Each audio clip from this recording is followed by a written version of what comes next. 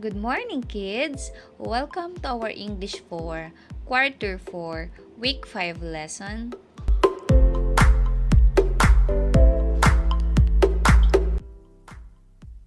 In your previous lesson, kids, you have learned to distinguish facts from opinions in a narrative. So, you've learned that facts are statements that can be verified or proven true, while opinions are statements that cannot be verified because they talk about how people feel or what they believe. So this time, let us check how much you've understood the previous lesson by doing this activity. Okay, so what are you going to do here? You're going to write fact if the statement is a fact and opinion if it is an opinion. Okay, so the first statement is the heart pumps blood through the body. Okay, is that a fact or opinion? The answer is fact. Yes, that's a fact. Okay. For the second statement, the leaves of growing plants are usually green. Okay, fact or opinion? The correct answer is fact. Yes, of course, it's a fact. Okay, for number 3, vanilla is the best ice cream flavor. Fact or opinion? Okay, the correct answer is opinion. Okay, so to you, vanilla may be the best ice cream flavor, but to others, it may not. Okay, so that is an opinion. Number 4, soccer is a sport where you kick a ball. Fact or opinion? Okay, so the correct answer is fact. It's a fact. And the last but not the least, homework is so much fun to do each day. Is that a fact or opinion? Okay, the correct answer is opinion. Okay, it may be fun to you, but to others may not. Okay, so that's it, guys. I hope you got 5/5 here. Okay, so this time, kids, we will talk about the features of journalistic writing. Okay, so about 2 weeks ago, you also have learned about the different elements of story, such as the setting, the character, the plot that enabled you to write your own short story. So learning about these elements will lead you to understand the story better. However, there's more to learn aside from writing a story. It's journalistic writing, which is our topic for today. So, what is journalistic writing?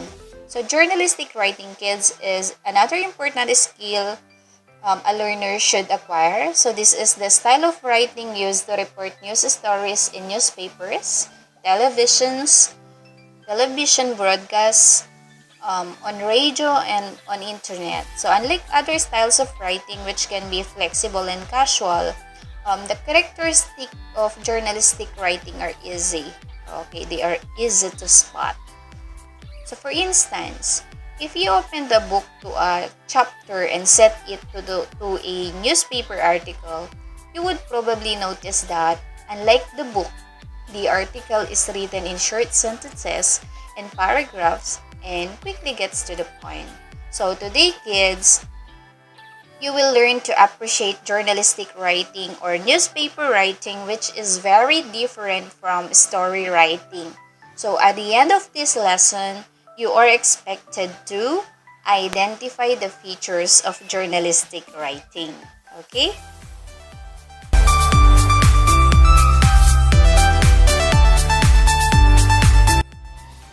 So this time, let us study the picture posted on the screen.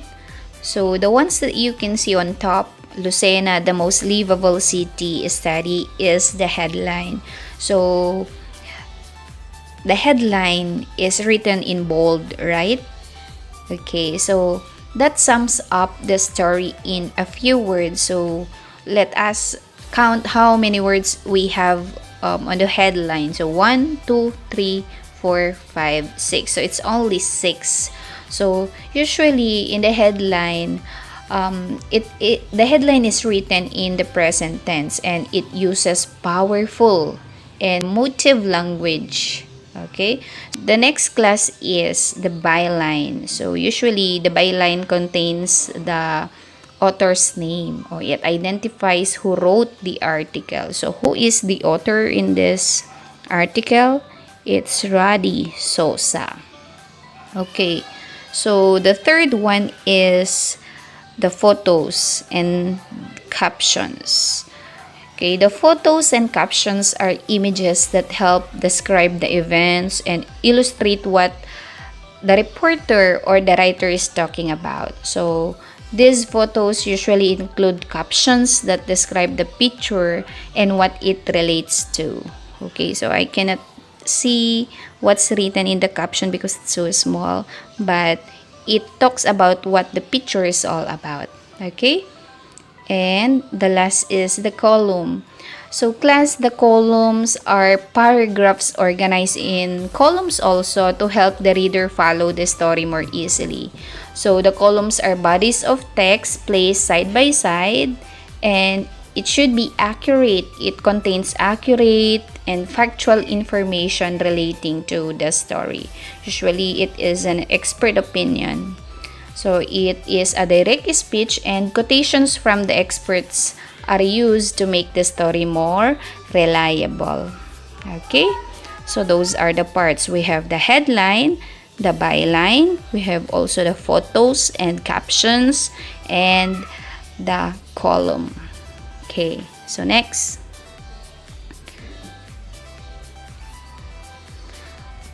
Okay, so this time let us look at the features of journalistic writing one by one. So let's start with the headlines. Okay, as I've told you earlier, the headlines are bold page headings that summarize the story. So they should sum up the story in a few words. It should catch the reader's attention, and they should use powerful and emotive language, often humorous or rely on wordplay. And it is written in present tense. Okay, so that is the headline. What about the second part? It's the byline. So the byline identifies who wrote the article. So a byline should include the author's name or reporter's name, the title or role such as sports reporter or crime editor, the email address or social media account.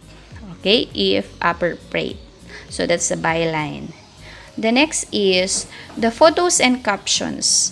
Photos and captions, as I've told you earlier, are images that help describe the events and illustrate what the reporter is talking about. So these photos include captions that describe the picture and what it relates to. And the next is the columns. These are paragraphs organized in columns to help the reader follow the story more easily. So these are bodies of text placed side by side. So it is very important that the body of the newspaper report includes accurate and factual information relating to the story, of course, a direct speech and quotations from the expert to make the story more reliable. And it contains expert opinion and more important dates relating to the story. And the last part is the front loading. Okay, front loading ensures that all key information is included as soon as possible so that readers do not lose interest. Okay, the first paragraph of a news story is the point of the story and the major facts straight away. So for this part, everything about the story should be included here. Okay, so that's it. So again, so what are the features of journalistic writing we have discussed? So we have the headlines, which are written in bold, the byline, which identifies who wrote the article, the photos and captions that help describe the events and illustrate what the writer or the reporter is talking about, and the columns, which are organized to help readers follow the story more easily. And the last is the front loading, okay, which ensures all key information is included. So that's it. So this time, kids, let's check this one. So we'll do learning task 1. For learning task 1, you will study the article taken from the philstar.com about COVID-19 vaccine. So you're going to label each feature of journalistic article. Okay, so let's see. You will be given at least 10 minutes to do this. Okay? Go.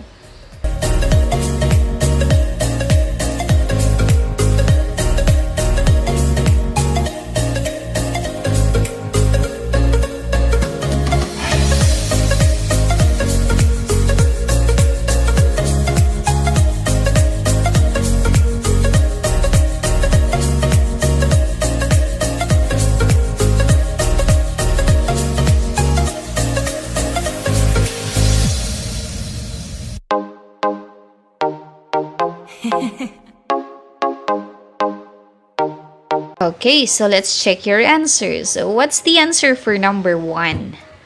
So, the arrow is pointed on the image. So, what's that? That is the photo, correct? That's the photo. Below the photo, number 2 is the caption. Very good. For number 3, okay, the one that is written in bold, that is the headline. Okay, so below the headline is the byline. And the last one is the front loading. It sums up all the key information about the story. So that's front loading. Okay, so did you get 5 here? So we have photo, the caption, the headline, the byline, and the front loading. Okay, I hope you guys got 5 over 5. Okay, so this time, let us do learning task 2. For learning task 2, you're going to read the statements flash on the screen and then identify which feature of journalistic writing is being described in each number. Okay, you're just going to choose your answers on top of the statements. Okay, so number 1 is, it describes the picture and what it relates to. That is the caption. Very good. For number 2, these are the bold page headings that are written in the present tense. Usually it is on top and it is written in bold. That is the headline. Very good. Number 3, these are images that help describe the events and illustrate what the reporter is talking about. So it's the, what is it? Photos. Okay. And number 4, this includes the author's name, okay, the title or role, and email address or social media account. What is it? It's just written below the headline. That is the byline, correct? That's byline. And number 5, it is important body of newspaper report which includes accurate and factual information relating to the story. And that is the column. Okay? So, this is 5 over 5, kids, for learning task 2. Okay, so this time, let's move on to learning task 3. For learning task 3 class, you're going to read again the article carefully and identify what feature of journalistic writing it is. Okay, so let us have number 1. So number 1, MCES capacitates its personnel on DPA of 2012 in cyber safety. Number 2 is July M. Guerra, school guide focal person. And number 3, it's a photo. Number 4, it talks about the photo. For number 3, it relates to number 3. And number 5, we have the body. Okay? So, I'll be giving you at least 10 minutes to do this.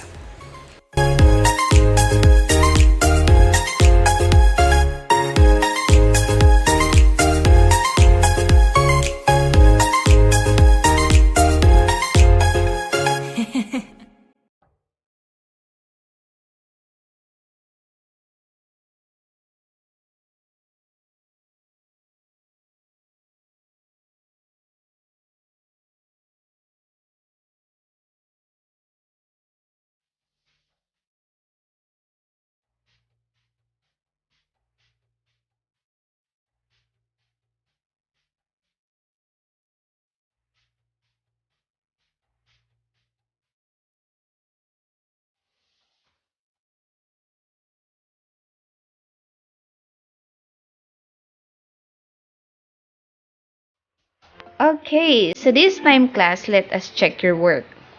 So number 1, the answer is it's the headline. So the headline contains everything. It sums up the story. 2 is the byline. Okay, the byline.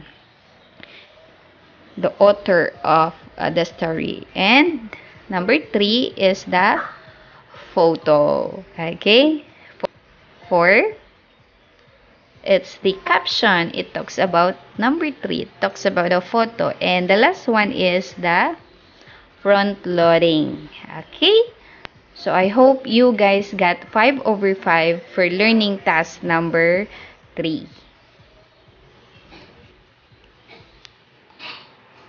For learning task number 4, you're going to read the news article and identify and check the features of journalistic writing in it by answering the questions that follow. Okay, so let's read it together before you'll do the task or you'll answer the questions that I will flash on the screen later on. Okay, so let's do it. Amid rumors, NBA G League source insists Soto is still member of Ignite by Luisa Morales. Filipino basketball fans can rest easy amid rumors of Kai Soto's status with the NBA G League. This after a source familiar with the situation confirmed to Philstar that the 7'3" Filipino prospect is still very much part of Team Ignite. Kai's status with our program remains unchanged and he is still a member of Ignite. The source, who requested anonymity, told Philstar.com in an email Saturday. Doubts on Soto's future with the G League rose Saturday evening as rumors floated that the 18-year-old has been disallowed from entering the NBA G League bubble or worse, dropped altogether by the development program. As for him, entering G League bubble in Orlando and getting to play with Ignite, that would all depend on Soto's situation in terms of the health and safety protocols. An earlier report by Philstar.com's Alder Almo said that Soto will need 6 negative tests for the coronavirus before being allowed to enter the Orlando bubble. However, the source said that its situation is evaluated individually to take into account exact circumstances and that the Ignite team is still working through those protocols. Okay? So that's it, guys. So here are the questions you're going to answer. Number 1, what is the headline? 2, who is the author of the article? 3, does it include a photo with caption that would describe what the event is all about?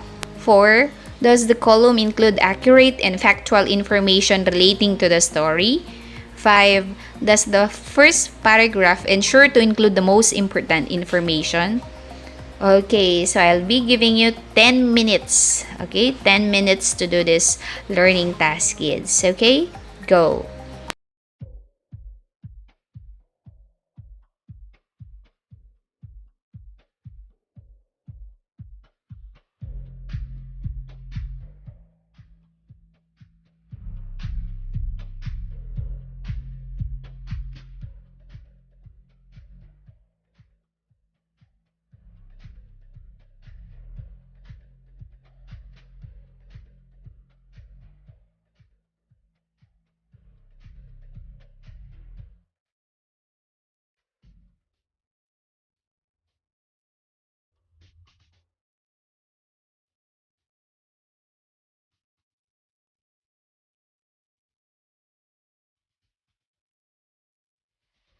Okay, so let's check your answers.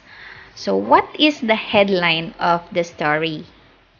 So the headline is, yes, amid rumors, NBA G League source insists Soto is still member of Ignite.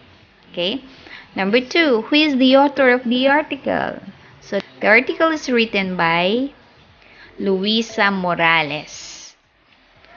Does it include a photo with caption that would describe what the event is all about? No. Okay. no photo is being included.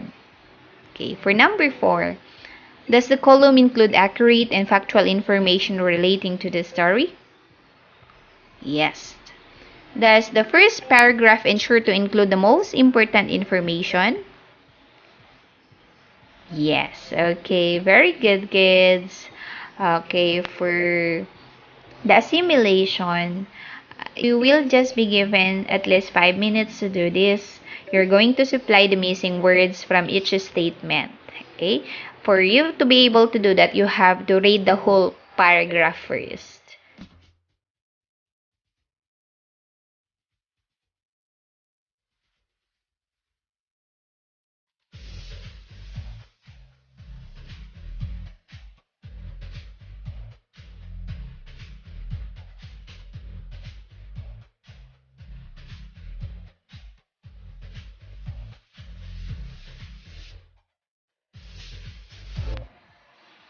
Okay, so let's check.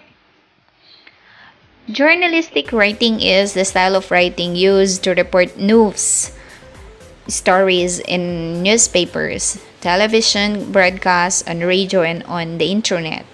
It has several features which makes it different from story writing.